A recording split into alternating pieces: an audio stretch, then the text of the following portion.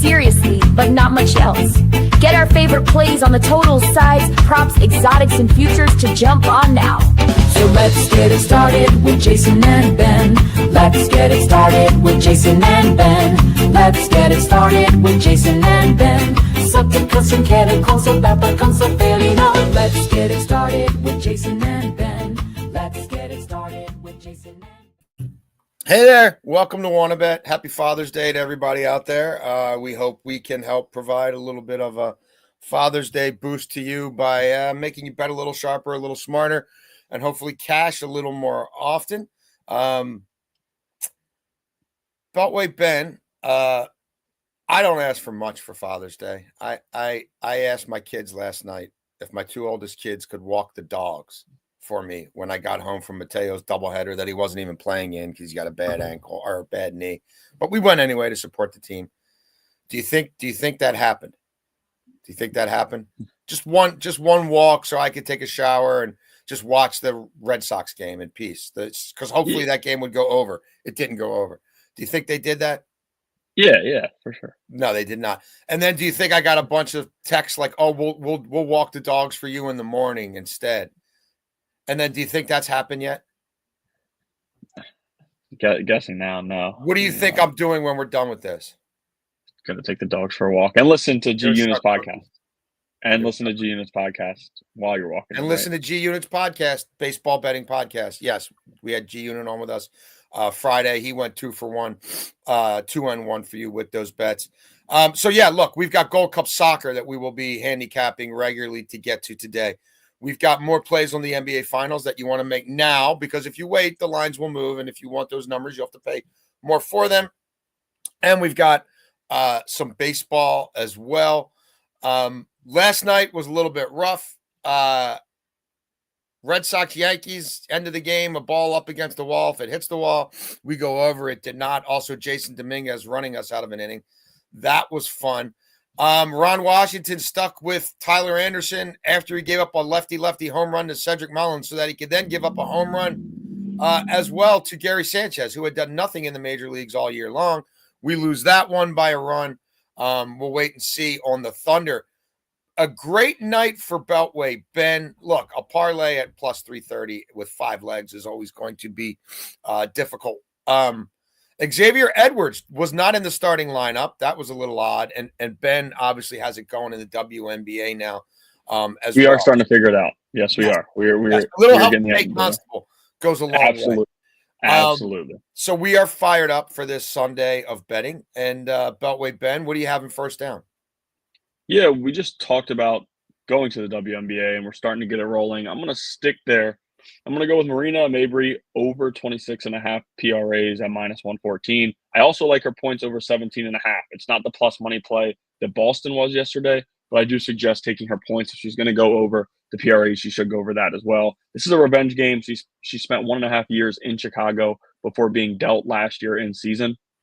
She went over this in one of 2 games against them after the trade last season, and that was when she was coming off the bench. And the game she didn't go over, she went under by, I think, 2 or 3, so that's pretty impressive coming off the bench. Now she's the main piece with this team, and I get it. The Sun are very bad, but the offense does run through her. She's getting touches every single possession, and as bad as the Sun are, she's had a lot of games where she hasn't played as much as maybe we normally see because of blowout. This is a 1.5-point spread, almost a pick'em game. Both teams in this game are not very good. The Sky are struggling, especially defensively, which is big for Marina. And she's also over this number in 3 of her last 4 games. Like I said, 3 of those games are blowouts as well. She's going over in blowouts. If this game's as tight as I think it is, we should see 30-plus minutes from her, and I like her to go over the PRAs and also that 17.5 points number. Sweet. Awesome. I gotta get there myself in the WNBA. And if I don't, Beltway Ben will have us covered. And much like Beltway Ben probably won't be consuming a ton of the Gold Cup soccer going on here, the CONCACAF Championship, I will be. And look, last night, if you don't follow CONCACAF soccer very closely, but maybe you're just starting to bet it, weird things will happen. Like last night in the Mexico match, Mexico against Dominican Republic. Dominican Republic scored a goal with 2 soccer balls on the field off of a restart where it would have been very easy for the official to blow it dead. And most of the players on the Mexican squad sort of anticipated that. And I'm not saying that they shouldn't have played through more than they did, but weird, wacky stuff happens in CONCACAF World Cup qualifying and especially in the Gold Cup. So look, the U.S., who've been terrible, 4 straight losses. This is not a real A squad that's been called in for this tournament. I mean, we've got conflicts between Pulisic, the alleged captain, and the coach. It's not great right now. But this is a Trinidad and Tobago squad that's without its best player. Its star striker is missing this match for the birth of a child.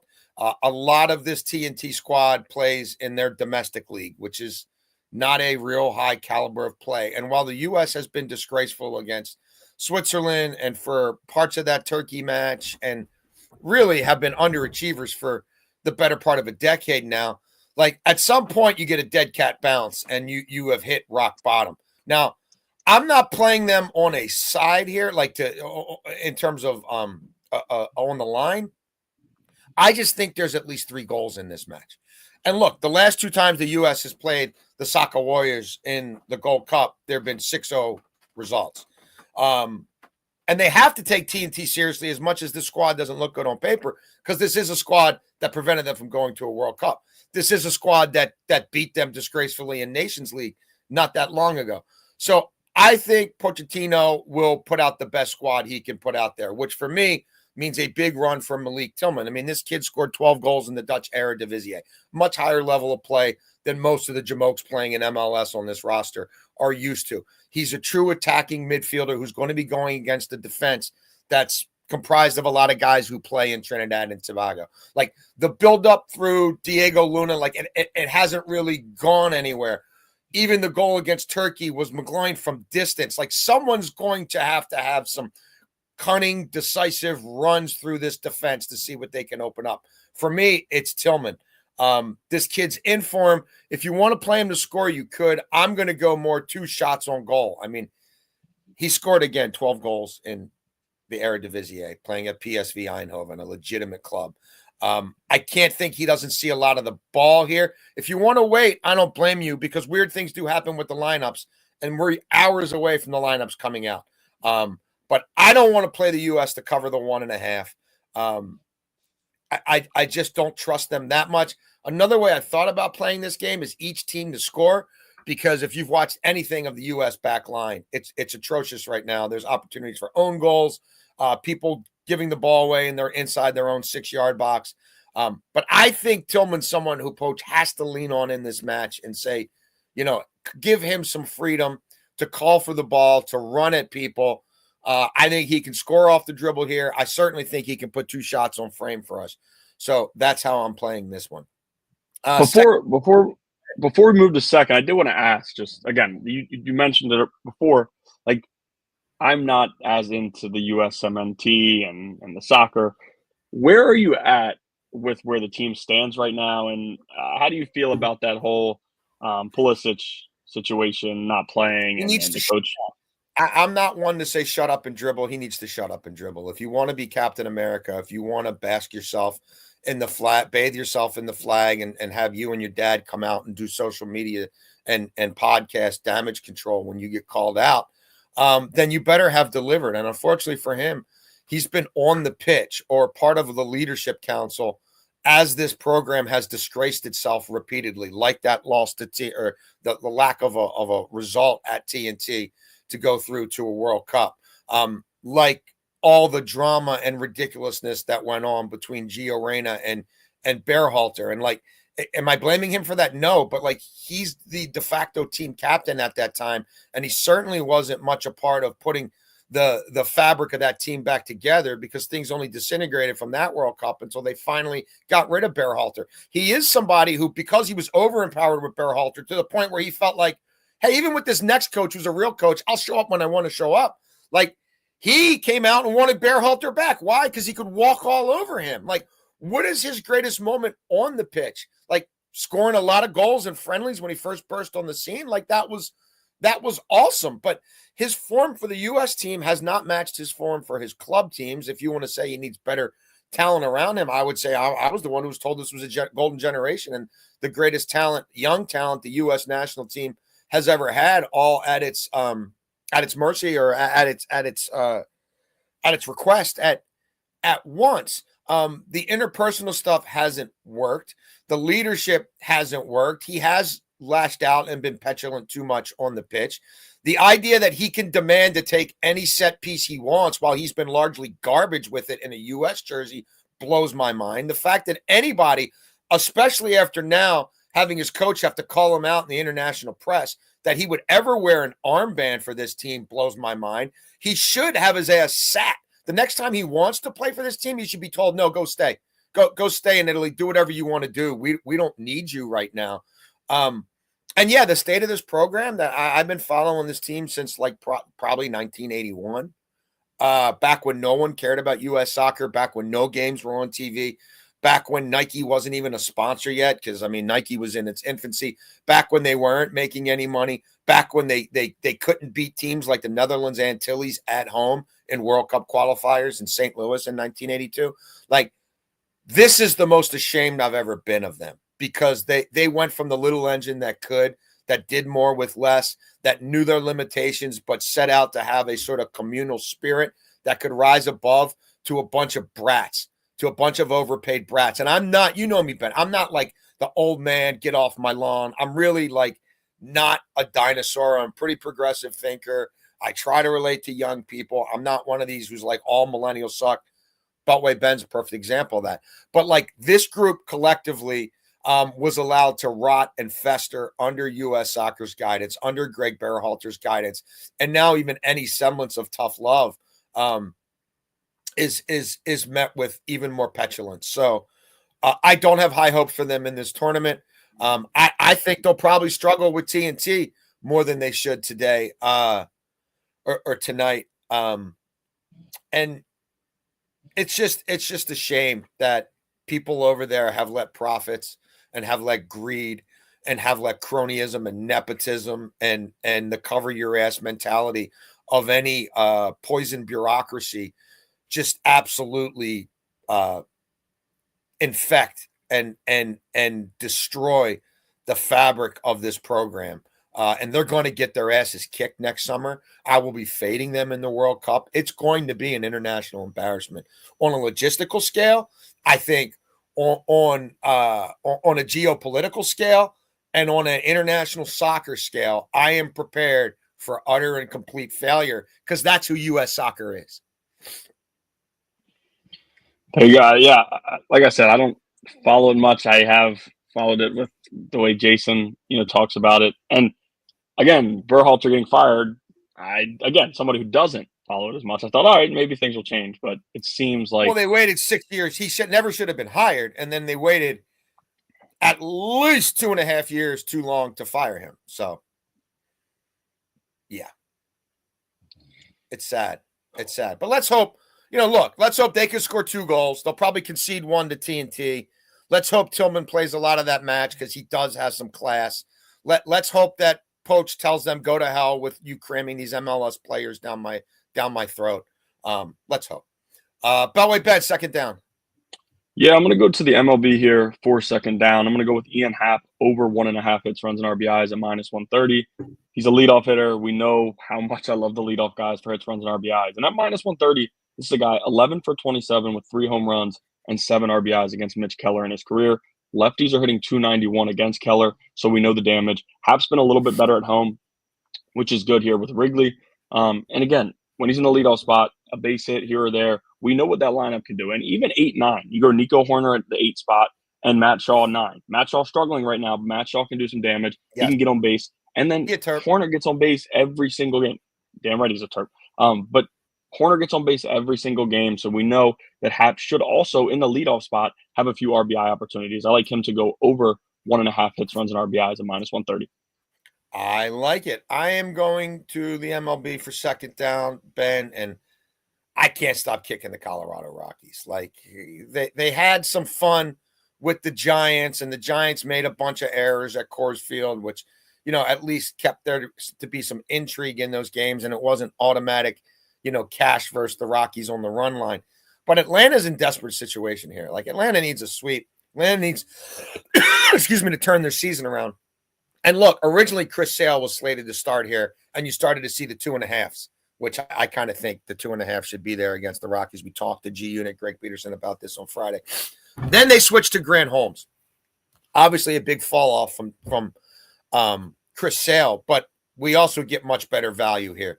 So anything around minus 150 with Colorado on the road, I'm going to take. Holmes does have a 3.12 ERA at home, so there's that. I like to fade pitchers when they're coming off the 60-day IL, like even really good pitchers. Austin Gomber, not a particularly good pitcher, making his first start after 12 innings at AAA against a desperate Braves team. That's going to get my attention. I don't know what to expect from him, but I do know even last year, this is a guy who, while he improved some, he gives up way too many fly balls. And I think hot day in Atlanta, his first start in forever, terrible bullpen behind him. I like that. If he had a better ground ball rate last year, I might back off this a little bit. And then their Beltway, Ben, is just the simple fact that the Rockies are 13-23 on the run line as a road dog. They are 18-34 on the run line against National League teams. And they are 18-38 on the run line after a loss. And last I checked, they lost 4-1 yesterday and went pretty meekly. So I look for the Braves to complete the sweep there and to do it by more than a run. Third down for you. The money down, Beltway Ben. Yeah, third down here. I am going to go to the NBA game for tomorrow, and I'm going to go with the Thunder over their team total assists, 22.5. Like it. This is an interesting plan. I want to give a shout out to Jerry Coleman. You guys had him on the radio show the other day. Dr. Jerry Aloysius Coleman? Yes, Jerry Coleman. He calls in, and then Jerry's probably tuned in right now watching. He told me to subscribe. But he calls in and asks me if you can find team assists on DraftKings. I knew they had it on ESPN Bet, but I wasn't sure about DraftKings. So I was like, let me take a look. I couldn't find it anywhere. So I'm like, text him. I'm like, I couldn't find it, but I just see ESPN Bet has it. And he said, yeah, that's where I saw the promo. Thanks for checking, blah, blah, blah. And then I was like, after he said that, I was like, oh, let me look into it. It did not cash that game, but I did look into it. And this is a play that I'm very interested in for this game here, right? They're over this in 5 of 6 straight home games. They went over it in game 2, coming off of that loss, all the assists. And this has to be a game where you expect high pace from both sides. I think Indiana is going to try to shoot them as much as they can into this game because just with the issues that they've had and coming off of a game where you thought they had it in their hands, their offense is going to have to turn it on because we saw them struggle a little bit there. But OKC at home, the way they assist, like I said, 5 of 6 straight home games, and some of those were against the Minnesota Timberwolves defense that is pretty damn good.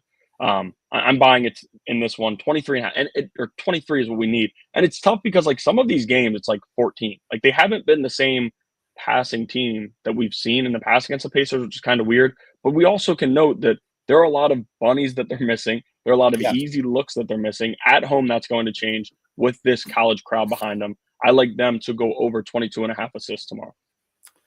Yeah, that's an interesting play. That's a market I honestly haven't explored a whole lot, but it's kind of a corollary to just thinking about it in real time to the way that I do process a few things. So I'm going to start checking that out a little bit more at ESPN Bet. And Ben, I hope that's right because you can't pick up assist if you're not scoring buckets. And I am going to drill back down on the first half, and I'm going to go OKC in an alt market over 56.5 first half points. As you see, you're paying a little juice there. I'm fine doing it. I've been doing that this entire playoff. And a lot of the times it's like, well, I didn't have to do that, but it's working for me. I'm pretty superstitious. I'm not going to change it. And again, I'm getting this under 57 for a specific reason that I'll get to. But this has been sort of a specialty of mine throughout this NBA season. If you go to CBS Sportsline and you're a subscriber, you can see what I've been doing in the NBA, and you can see what I've been doing in the first half. I think I've hit 12 of my last 15 first half bets. We're already on the Thunder, winning the first half on an alt line. But if you look at what they've done at home in the first half, they're averaging 62 points per game at home in the first half in the playoffs. They've got the 121 offensive net rating, which points to elite efficiency, how they start these games in the first half at home. They're turning the turnover to assist ratio 3-1. They're turning you over and they're not giving it away in the first half of these games at home. They're taking way more shots than you do. And as Ben pointed out, they're playing at as frenetic a pace as anybody in the league, in the playoffs, in the first half at home. Indiana has not been good defensively in these situations. And they haven't been nearly as efficient offensively outside of, I'd say, the first two games of that Knicks series. So this has been a problem for them. Slow starts on the road. What has OKC done? We're now 4 games into the series. What has OKC scored in the first half of these games? 57, 60, 59, 57. Hence, you see that 57 stands out to me a little bit. I think we're in a position for SGA to have a bounce back game. You're going to tell me Lou Dort's only taking 2 shots in this game? Like, he made the 2 he took in the like he's only taking 2 shots. We've talked about Chet Holmgren a lot on this show. We haven't bet him that much. But to me, he's a bit of a portal into the series. We've routinely seen him go for 14, 16 points in the first half of games and then fade. But early in games, he's been a matchup problem, especially at home where he's going to be a little more comfortable as a young player who, let's face it, 7-foot gangly. He's a target for crowds on the road. There's a lot of people, having fun at his expense, especially when he's banging his knee into other people and all the stuff that happened in those games in Indiana. But you look at what he's done in the first half of these games, he's been very effective. So that for me is worth paying the 25 cents, 20 cents there and getting it under that 57. But again, they averaged 62 through 11 home playoff games in the first half. Ben, are there any other parlays or anything else you're looking at today? There's not. I was looking to put one together. There was like a You don't want to force it. You don't want to force it. Yeah, right. Absolutely. I think I will have one for tomorrow for the NBA Finals game, just a fun one to put together. But look at Bobby Witt today. Like 3 straight hitless games against the A's, against Jeffrey Springs. Bobby Witt's been better against lefties. Jeffrey Springs is we're seeing the wheels come off of him a little bit. Look at Bobby Witt props today. It wouldn't surprise me if he hit a long ball and multi-hits, 2.5 hits, runs, RBIs. So I would take a look at him. Yeah, I kind of thought that my A's might be a little resurgent here against my Royals, 2 teams that I have some long shot tickets on. The calling, have you read any of the Kansas City? Like the whole debate now is should they sell? There's a lot of people saying like Lugo and some of these guys they bought cheap on a couple years ago. Should they sell? And then Reagans gets hurt after the best year possible last year. Like they're just, I don't know. It's kind of unfortunate, just the way things are moving there. I'd be surprised if they do. The AL is so watered down. I mean, yeah. Look at the Rays.